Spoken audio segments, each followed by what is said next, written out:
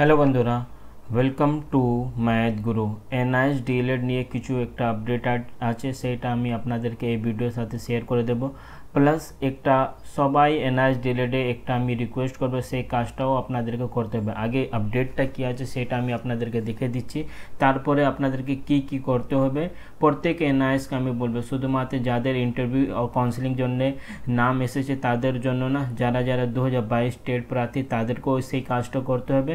আর যারা 2023 টেট পরীক্ষাটা দিয়েছে ওদেরও জন্য এই কাজটা করতে হবে। আগে একটা ইম্পর্ট্যান্ট ডকুমেন্ট আমি পেয়েছি, সেখানে আপনারা দেখুন, তারপরে আমাদেরকে কি কাজটা করতে হবে সেইটা নিয়ে আমি আপনাদের সাথে আলোচনা করব। এখানে 5 নম্বর পয়েন্টটা দেখুন, state government will reach out to the school principal concern school authority of all the government aided private school and inform them about this extension of the deadline and publish the large scale advertisement for the wider coverage। 6 নম্বর পয়েন্টটা অনেক important আছে, সেইটা আমি আপনাদেরকে বলে দিচ্ছি। State must undertake an awareness program among the teacher also clearly indicating that this would be the last opportunity for application and enrollment to the course, failing which their service will be terminated 1st April 2019 and also advertise about this last opportunity on the large scale। মানে state গভর্নমেন্টদেরকে এইটা দায়িত্ব দেওয়া হয়েছিল কি NIS থেকে যা D.El.Ed করা হচ্ছে সেইটাকে একটু অ্যাডভার্টাইজ করতে হবে। তারপরে 7 নম্বর পয়েন্টটা অনেক ইম্পর্ট্যান্ট। এখানে কি আছে, all state should prepare a database of such teacher in their school. মানে এই দায়িত্বটা কার ছিল, কি কোন স্টেটে কত আনট্রেন্ড টিচার আছে সেই দায়িত্বটা ছিল স্টেট গভর্নমেন্ট উপরে, পুরোপুরি এই দায়িত্বটা ছিল। তাহলে স্টেট গভর্নমেন্টই আমাদের নামটা ওখানে পাঠিয়েছিল কি আমরা আনট্রেন্ড টিচার আছি আর এদেরকে ট্রেনিংটা দিতে হবে। মানে সে 2017 সময় এই নোটিশটা দেওয়া হয়েছিল। তারপরে 8 নম্বর পয়েন্টে কি আছে, for creation of the database of the untrained elementary teacher for the DElEd there will be an online portal of NIS which will be the following option। তারপরে ওখানে যা স্টেট গভর্নমেন্টদেরকে এই দায়িত্বটা দেওয়া হয়েছিল কি যত আনট্রেন্ড টিচার আছে ওদের পুরো ডকুমেন্ট প্লাস ওদের পুরো ডেটাটা কোন পোর্টালে আপলোড করতে হবে সেইটা এখানে দেওয়া আছে। সেইটা কার দায়িত্ব ছিল, স্টেট গভর্নমেন্টের দায়িত্ব ছিল। সব থেকে বেশি ইম্পর্টেন্ট এই 10 নম্বর পয়েন্টটা, কারা টিচার আছে কারা টিচার নেই সেইটা কি করে ভেরিফাই হবে সেইটা 10 নম্বর পয়েন্টে কি দিয়েছিল কি আমাদের মানে অ্যাজ আ টিচার আমাদেরকে কি দিতে হবে যে এটা প্রুভ করতে পারবো আমরা কি হ্যাঁ আমরা অ্যাজ আ টিচার কোনো প্রাইভেট না হলে গভর্নমেন্ট স্কুলে কাজ করছি। সেখানে লেখা ছিল for teacher in private school, যারা প্রাইভেট স্কুলের টিচার আছে ওদেরকে a certificate from the principal would be taken to the ensure that the teacher is serving in the school। এখানে শুধুমাত্র একটাই জিনিস ওখানে চাওয়া হয়েছিল 2017 সালে, যারা প্রাইভেট স্কুলের টিচার আছে ওদেরকে কি দিতে হবে, শুধুমাত্র যে স্কুলে চাকরি করছে সেই স্কুলের প্রিন্সিপাল উনি একটা লেটার হেডে লিখে দেবে কি হ্যাঁ এই পার্টিকুলার ক্যান্ডিডেট আমাদের স্কুলে টিচার আছে, শুধুমাত্র সেইটাই দিয়ে দিলে আমাদেরকে ভেরিফাই করা হয়ে যাবে কি আমরা পার্টিকুলার সেই স্কুলের টিচার আছে। কিন্তু আজকে যেই কাজটা 2017 সালে গভর্নমেন্টের করা উচিত ছিল, যদি গভর্নমেন্ট অত ডাউটফুল ছিল আমাদের জন্য যারা এনআইএস থেকে ডিএলএড করতে, সেই কাজটা উনি 2017 সালে করেনি। 2025 চলে এসেছে, তারপরে গভর্নমেন্টের মাথা কাজ করছে কি এইসব জিনিসটা করিয়ে দিলে তারপরে আমরা এদেরকে ভেরিফাই করব। যখন ডিগ্রি করার সময় কিছু আমাদেরকে দিতে হবে না, শুধু এক্সপিরিয়েন্স সার্টিফিকেটটা দিয়েই আমাদের কাজটা আমরা অ্যাডমিশনটা করিয়ে নিয়েছিলাম। কিন্তু যখন চাকরি দেওয়ার সুযোগটা আমরা পেয়েছি তারপরে নানা রকম ওখানে document West Bengal primary board demand করছে। যাই হোক এরকম অনেক ডকুমেন্ট আমাদের পক্ষে আছে আর আমরা আশা করছি যখন সুপ্রিম কোর্টে এই কেসটা যাবে সেই সময় আমরা নিশ্চয়ই জিতে যাবে। কিন্তু আমরা ওয়েস্ট বেঙ্গলে থাকি আর আমাদের পুরো মাটি মানুষ যা গভর্নমেন্ট আছে ওদের উপর পুরো ভরসা আমরা রেখেছি। তাই জন্য প্রত্যেক এনআইএস ডিএলএড ক্যান্ডিডেটকে আমি রিকোয়েস্ট করব আপনারা এই মেসেজটা যত এনআইএস ডিএলএড ক্যান্ডিডেট আছে ওদের কাছে খুব তাড়াতাড়ি পাঠান। কালকে মধ্যে আমাদের টার্গেট আছে অ্যাটলিস্ট 1000+ কমপ্লেন আমরা এই দুটো নম্বরে, এক ডাক অভিষেক আর একটা অন্য নম্বরটা আছে দিদিকে বলো, এই দুটো নম্বরে আমাদের টার্গেট ম্যাক্স মিনিমাম 1000 কমপ্লেন আমরা এই দুটো নম্বরে করে আমাদের যা প্রবলেমটা হচ্ছে সেটা ওখানে আমরা জানাবো।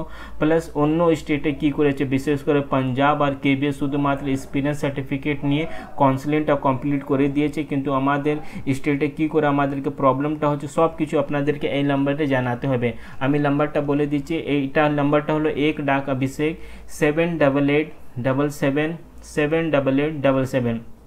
এই নম্বরে সবাইকে ফোন করতে হবে। এইটা এমনি নাকি যাদের কাউন্সিলিংয়ের জন্য ফোন লিস্ট এসেছে শুধুমাত্র ওদের, কারণটা এই প্রবলেমটা যদি আজকে থেকে গেলে যখন 2025 না হলে 26-এর নতুন রিক্রুটমেন্টটা আসবে, সেই প্রবলেমটা 2022 স্টেট পাস প্রার্থীদেরকেও করতে হবে। তাহলে আমাদেরকে চেষ্টা করতে হবে এই যা প্রবলেমটা ক্রিয়েট করা হয়েছে ওয়েস্ট বেঙ্গল প্রাইমারি বোর্ড থেকে, সেই প্রবলেমটাকে আমরা এখানে যত চেষ্টা করে আমরা শেষ করতে পারি। কারণটা ভবিষ্যতে যদি আমরা এমনি ছেড়ে দেবো এই প্রবলেমটা আবার নতুন ডকুমেন্ট যখন আসবে সেই সময় আমাদেরকে ফেস করতেই হবে।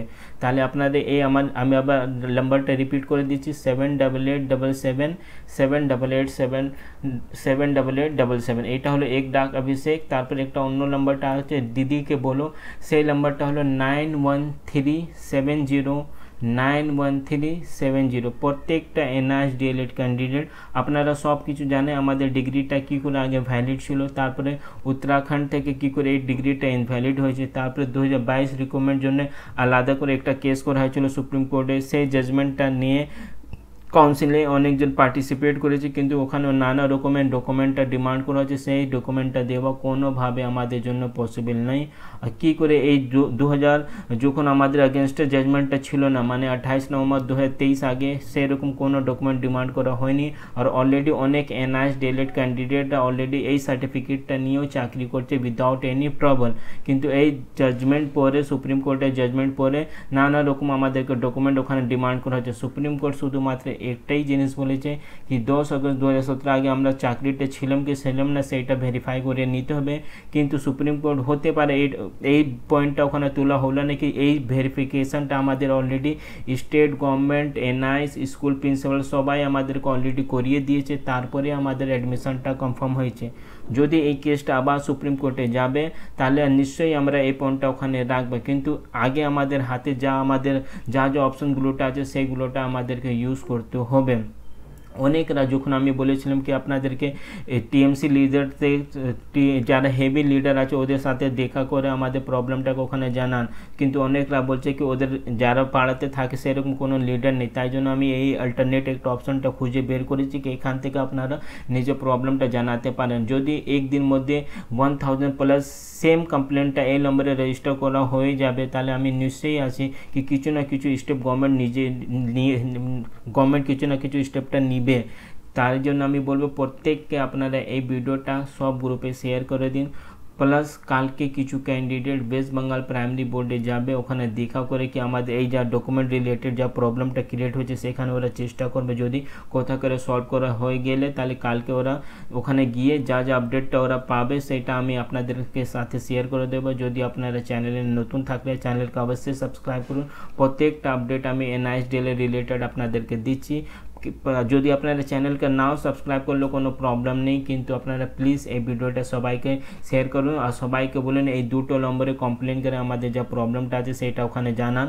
আর আপনারা যখন কমপ্লেনটা করবেন সেই পুরো ডিটেলসটা নিয়ে বসবে, কারণটা যখন আমি নিজেই আজকে কমপ্লেন অলরেডি করে দিয়েছি আপনার NIS DElEd registration number, roll number, কোন বছরে এই ডিগ্রিটা করা হয়েছিল, আমাদের কি প্রবলেম আছে পার্টিকুলার শুধু আমার এই প্রবলেম আছে না পুরো ওয়েস্ট বেঙ্গলের যত ক্যান্ডিডেট তাদের সবার প্রবলেম আছে, এরকম করে ওরা একটা কোশ্চেনটা করবে। তারপরে ওখানে ইনফরমেশনটা যা ওদেরকে ডিটেলস ওখানে নেওয়া থাকে সেই ডিটেলসটা নিয়ে তারপরে আপনাদের কমপ্লেনটা ওরা রেজিস্টার করে একটা SMS থ্রু আপনাদেরকে সেই কমপ্লেন নাম্বারটাও আপনাদেরকে পাঠিয়ে দেবে। তো সেইগুলোটা আপনারা সেভ করে রাখবে।